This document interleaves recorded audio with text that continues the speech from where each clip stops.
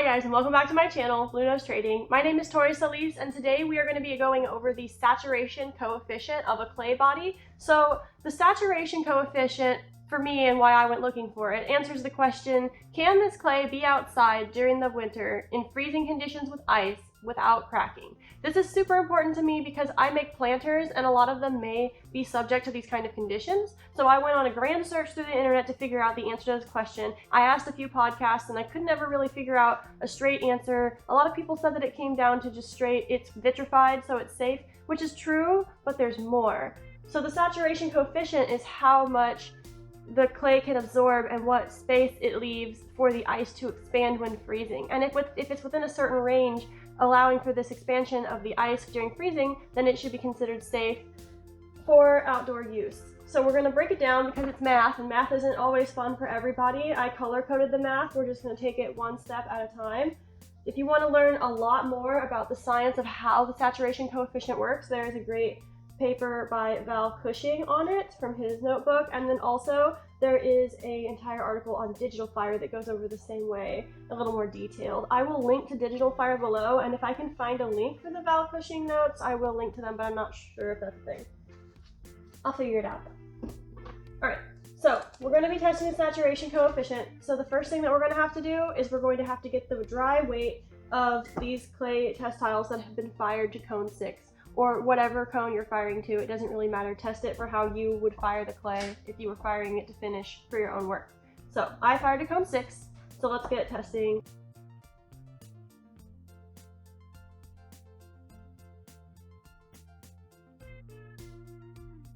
We now need to prepare this clay for the immersion weight, so we're going to do that by soaking it for 24 hours in water that is room temperature. After this clay has soaked for 24 hours, we're going to dry it off gently with a towel, and we're going to weigh it again to get the immersion weight, which will be V2 in our equation.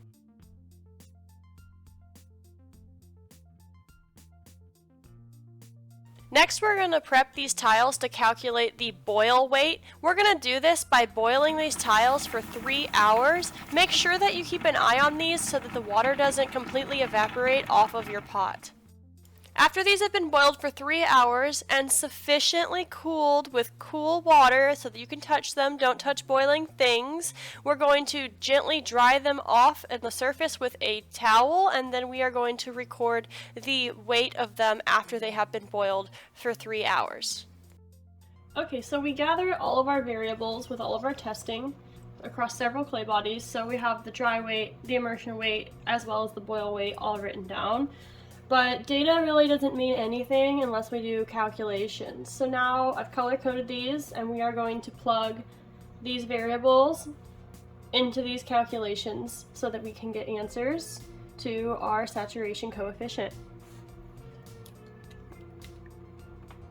So for C, which is the 24-hour absorption, the 24-hour absorption equals the immersion weight minus the dry weight, and then that divided by the dry weight again. So now we just have to plug these in here to calculate C, the 24-hour absorption.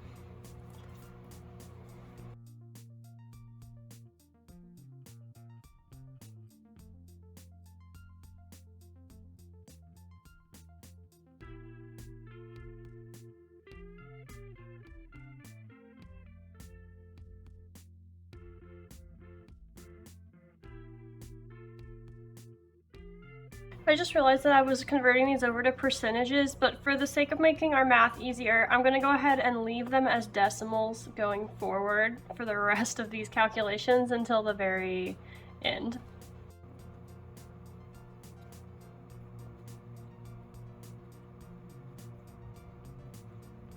Okay, now that we have the 24-hour absorption, which is C, we're going to calculate the boil absorption, which is going to be the boil absorption is equal to the boil weight minus the dry weight divided by the dry weight. So we're going to take that information from here, and we will go ahead and do those quick calculations down here.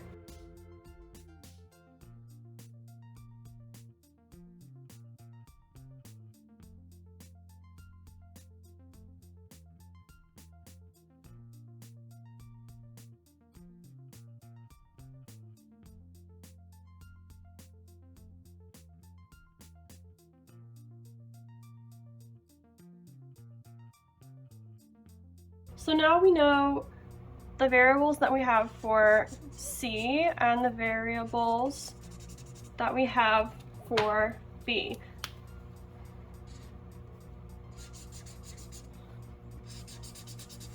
So now we have to move on to the second part of our calculation, which is actually calculating the saturation coefficient.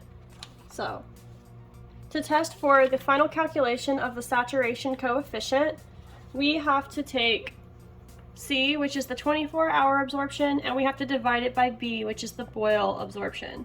So the saturation coefficient is equal to the 24-hour absorption divided by the boil absorption. So we will go ahead and do all of those calculations very quickly.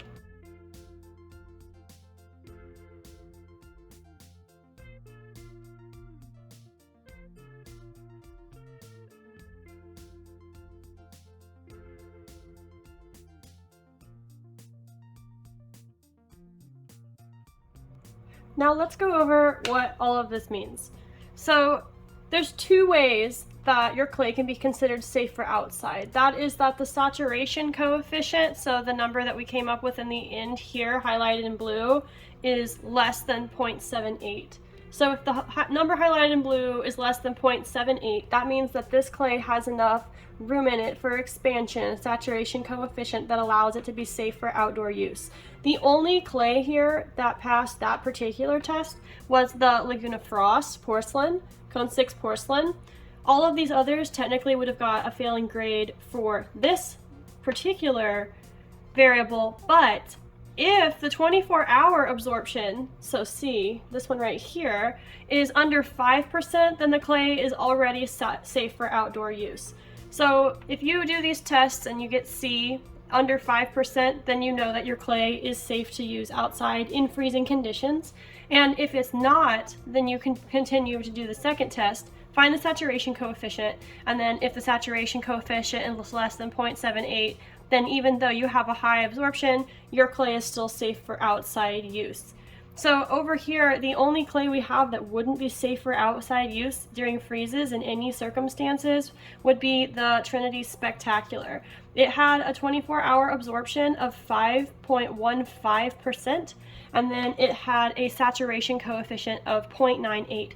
So the saturation coefficient is too high to make it safe for freezing conditions, as well as the 24-hour absorption is too high to allow it to be safe for freezing conditions. But all of these other clay bodies, Speckled Buff, Laguna B-Mix, Loca Mocha from Trinity, Trinity White Stoneware, Industrial Minerals Company Dragon Fruit, Trinity Terracotta, and Laguna Frost, they are all safe for outdoor use. It's been tested. We can confirm that now, but you can do your own tests on your own clay bodies so that you can come to your own conclusions, or just double check my math. I'm not a mathematician. There's possibility that I made a mistake here, so definitely I encourage double checking and doing your own tests. I'm going to be doing a series of work with some more fun clay bodies coming up this next year for 2023. I'm looking forward to it. We've got some New Mexico Sandia Red, and then I've also got some B3 Black that I'm going to be playing with, and some Laguna Azbache. So I'm very excited about that. If you want to stay tuned for those upcoming series of work and overviews of those different clay bodies, be sure to subscribe to my channel, Blue Nose Trading. If you'd like to help support my channel so that I can get access to more different kinds of clay to use, or you just want to tell me about a clay that you think I should use, you should consider becoming a patron of my work at patreon.com/bluenosetrading. Remember that you're very important and that you have some really great ideas. Make sure that you hang out and talk with your loved ones often, and I will see you guys next week.